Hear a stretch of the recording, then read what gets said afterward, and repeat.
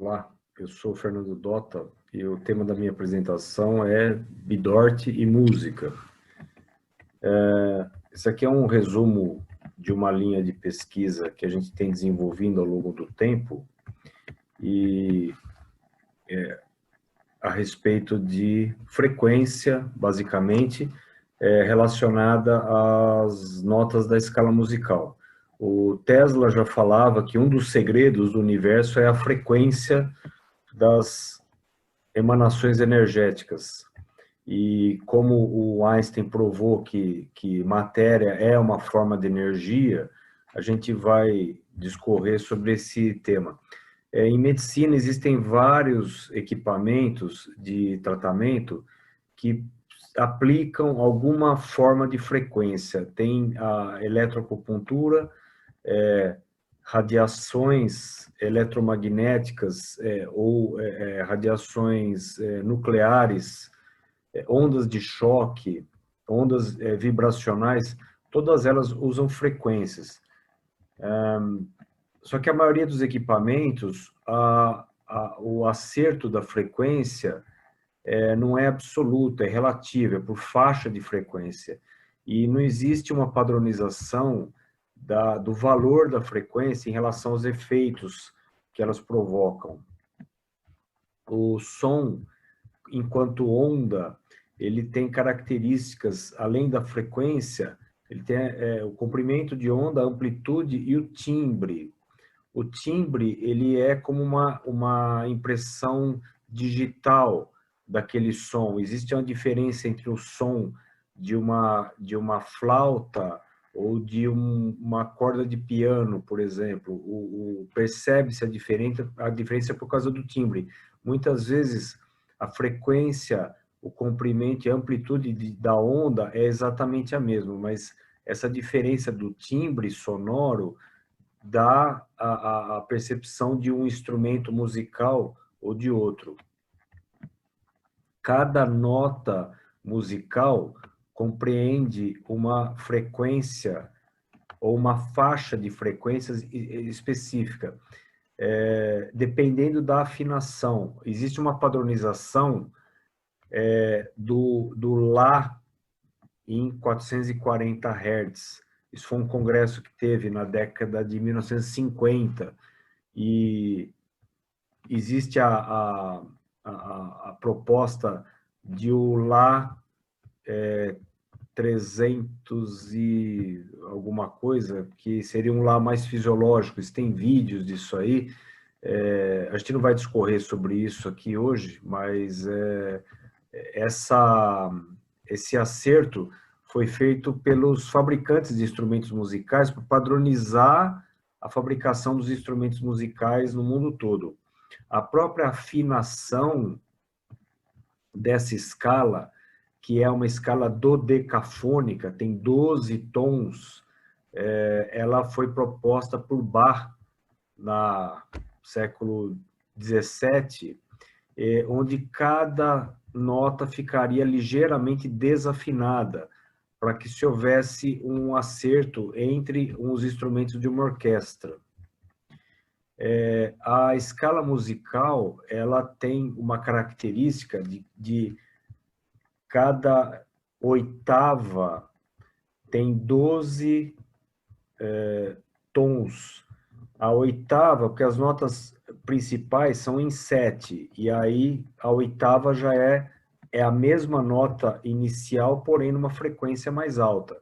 Então você tem aqui o Dó, nessa escala aqui é o C, e depois ele volta para o C de novo, porém numa frequência mais alta, no dobro da frequência.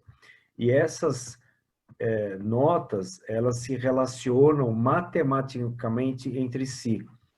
Dois intervalos importantes na música e na escala musical é o intervalo de terça e o intervalo de quinta. O de terça é o intervalo de 5/4 e o de quinta é de 3/2. Um acorde, normalmente ele é formado pela tônica, que é a nota principal. No caso, o acorde de Dó, ele é formado pela nota Dó, pela nota Mi que é a terça, ou seja, está 3 notas acima contando a principal. Então, dó, ré, mi, 1, 2, 3, terça. E o sol é a quinta de dó, é a quinta nota a partir do dó, contando dó. 1, 2, 3, 4, 5.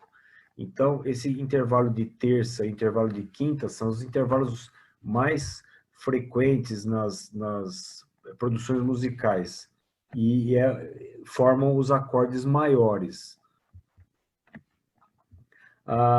O universo disse que o universo é composto por 80 oitavas e a cada sequência de 12 notas, você volta para a nota original, que é o dó. Foi estabelecido por convenção que é a primeira nota da escala musical. À medida que você vai aumentando a frequência, o som ele consegue carregar uma frequência de 20 Hz a 20 kHz. A partir de 20 kHz, o ar já não consegue carregar essa frequência. Você tem que mudar a natureza da onda. Aí ela tem que ser uma onda eletromagnética. Aí começam as ondas de rádio. Ondas de rádio, ondas curtas, ondas de TV, ondas de radar, o gap de terahertz, que a gente conta essa história aí numa proposta de como o Bidort funciona. Aí você tem a luz infravermelha, luz visível, luz ultravioleta, o infravermelho porque está abaixo da luz visível, né, do vermelho visível, e o ultravioleta porque está acima do violeta visível. Mais acima, raio-x, raio gama, raio cósmico. Então, eles evoluem, todos eles, em todas essas gamas de frequência, em todas essas faixas de frequência, cabe a escala musical. Ela respeita a mesma regra do que a gente observa no som. O primeiro estudo que a gente fez foi pesquisando a frequência fundamental da voz, relacionando com os 5 sons da medicina tradicional chinesa. A escala ocidental moderna, a escala musical ocidental, ela é uma escala dodecafônica, tem 12 notas. A escala chinesa, a escala musical chinesa, é uma escala pentatônica, ela tem 5 notas. São as 5 teclas pretas do piano. É o dó, é o ré, no caso o dó sustenido, o ré sustenido, fá sustenido, sol sustenido e lá sustenido. Dó, ré, fá, sol e lá. E essas notas, elas se encaixam também no conceito dos 5 movimentos da medicina chinesa. Então, o que a gente fez foi relacionar a frequência da voz para fazer diagnóstico em medicina chinesa, através da tonalidade da voz em relação aos 5 movimentos. A gente encontrou algumas variações em relação aos textos. Isso existe controvérsia, mesmo na literatura de medicina chinesa, mas a gente encontrou aqui a tonalidade do coração entre Fá sustenido e Sol, baço pâncreas, Sol sustenido e Lá, pulmão é Fá, rim é Ré e Mi, e fígado Si, Dó. E dentro da escala dodecafônica, a gente fez essa distribuição entre todas as notas e todos os meridianos de medicina chinesa. A ideia, qual que é a ideia? É aplicar a frequência para tonificar ou para sedar um determinado segmento, entre outras coisas. Mais adiante, a gente fez uma pesquisa e a gente encontrou músicas de orquestra, principalmente, ou músicas instrumentais, que são Bidort positivas. Na ocasião, teve um congresso em Atibaia, um dos nossos simpósios, né? E a gente distribuiu o CD de brinde e fez um sucesso grande, o pessoal gostou, porque são músicas revigorantes. Essas músicas, elas têm uma energia boa, elas são ring positivas, elas passam uma energia boa, então elas revigoram. E tem que ser música instrumental, porque quando você tem música vocal ou música com instrumento de sopro, você passa energia do músico para o ambiente. Ela vem por onda eletromagnética, por onda sonora, através de uma produção eletromagnética. E muitas vezes o músico não é uma pessoa saudável, então ele transmite aquela condição negativa dele para você. Então a gente dá preferência para a música instrumental. Dando seguimento a essa linha de pesquisa, a gente começou a estudar o, o efeito de tons puros através de ondas senoidais mediante frequências relacionadas a notas musicais e substâncias no cérebro. Então, a gente media a frequência da voz, colocava o som com fone de ouvido para a pessoa ouvir, o som da frequência fundamental da voz, da nota que era a voz da pessoa. Depois a gente colocava a pessoa para ouvir uma terça dessa fundamental e depois a quinta dessa fundamental. O que a gente encontrou é que a terça, ela tonifica, ela aumenta a quantidade de neurotransmissor e ela diminui a quantidade de substâncias inflamatórias, o tromboxane no caso. E a quinta, ela faz o contrário, ela diminui os neurotransmissores e ela aumenta as substâncias inflamatórias. A gente fez a pesquisa aqui na região dos gânglios da base, que era mapeada com uma lâmina de histologia, e a gente é perto do ponto VG20, um pouco mais para baixo e para trás. E fizemos uma força-tarefa lá no ambulatório e a gente encontrou esses resultados aqui. No geral, com esses estudos, as frequências que são mais favoráveis para a população em geral, para a maioria das pessoas, são Ré, Mi e Fá. Então, quando for ouvir música, deem preferência a essas tonalidades. Você pode transpor a música, numa outra oportunidade a gente explica como é que faz isso artificialmente. Ou, se for ao vivo, pede para o músico ajustar, para ficar mais saudável. E as frequências de Lá, Si e Dó foram mais desfavoráveis. Motores elétricos, refrigeradores, ar-condicionado, aspiradores de pó, eles produzem um ruído, geralmente, entre Si e Dó, Si bemol e Dó. E a nossa rede brasileira, a rede elétrica, ela cicla em 60 Hz, que corresponde à nota Si. Então, a gente está cercado de radiação com frequência ruim. Ondas cerebrais do tipo alfa, elas variam entre 8 e 12 Hz, elas correspondem à frequência de Ré, Mi, Fá. Como eu já disse, são frequências favoráveis, frequências agrupadas em notas musicais. Vocês estão familiarizados com o trabalho do professor Emoto?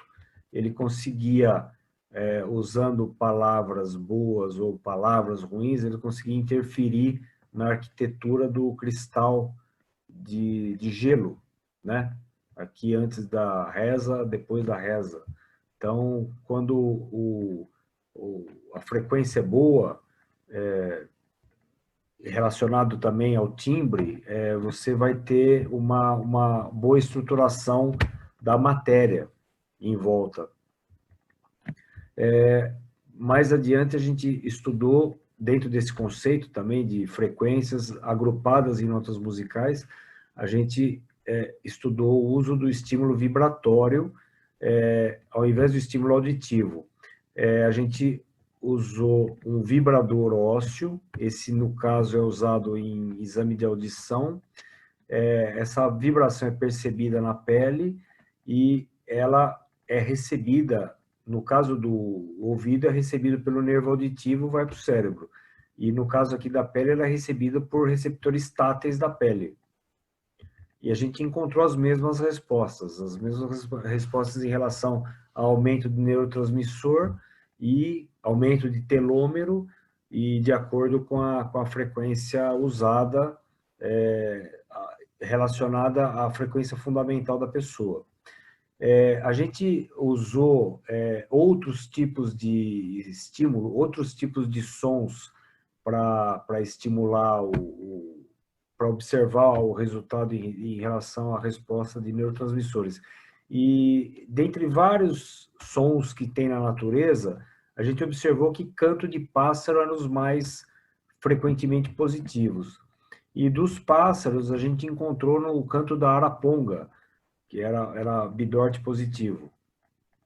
O canto é o canto do macho, e ele canta para atrair a fêmea. A fêmea escolhe o macho que tem o canto mais forte. A gente hackeou o som da araponga, o som original, ele tem, não vou tocar aqui porque não vai dar tempo, mas a gente pegou o som nesse software e começou a ampliar a gravura e ir testando cada segmento, e procurando segmentos mais fortes, que fossem mais fortes pelo ringue.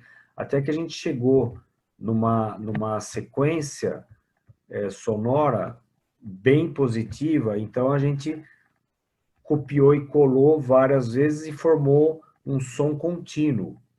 E a gente aplicava esse som com o vibrador ósseo, e a gente observou um grande aumento de telômero. Uma das vantagens desse método é que, como ele não é prejudicial, no caso de um estímulo sustentado por longo período de tempo. Então, a gente pode manter, por exemplo, um vibradorzinho colado ao corpo, emitindo essa frequência constantemente para manter o telômero constantemente alto, né? Você talvez tenha valia para doença grave, paciente que está agora nessa situação de Covid, entubado, sai, não sai, morre, não morre. Isso é uma forma de estimular mecanicamente o organismo para aumentar telômero. A gente passou, a partir daí, a usar a plataforma vibratória, que é o mesmo princípio. A gente ajusta a frequência pelo bidort, vê a frequência mais positiva, mais favorável. Existem estudos de plataforma vibratória sobre doenças, principalmente doenças neurológicas, mostrando, alguns estudos mostram melhora, mas também em relação à hipertensão e diabetes. Porém, os resultados são discrepantes. Eu acredito que seja por conta da frequência escolhida. A frequência que se escolhe é escolhida de forma empírica, e a gente consegue ajustar a frequência pelo bidort a que ficar mais favorável para aquela pessoa. Então, enquanto alguns estudos mostravam aumento da força muscular, queima de gordura e aumento de alguns hormônios, outros estudos mostravam nenhuma melhora ou até surgimento de lesões. Mas a ideia é você usar esse equipamento ajustando a frequência ideal para cada pessoa, e isso vai atuar de forma favorável. Então, a gente pode considerar que o conceito de dose ótima do bidort é igual, relativo a uma frequência ideal para cada um. Cada pessoa tem a sua frequência ideal. Cada pessoa vai ter uma frequência tonificante, e também cada pessoa vai ter uma frequência sedativa. Frequências estimuladoras, inibidoras e neutralizadoras. Então, meios de inserção de frequência, tanto auditivo quanto vibratório, ou até elétrico, são formas de inserção de informação. Isso vai modular o metabolismo, vai modular a resposta do corpo, vai modular nível de telômero também. É isso, muito obrigado.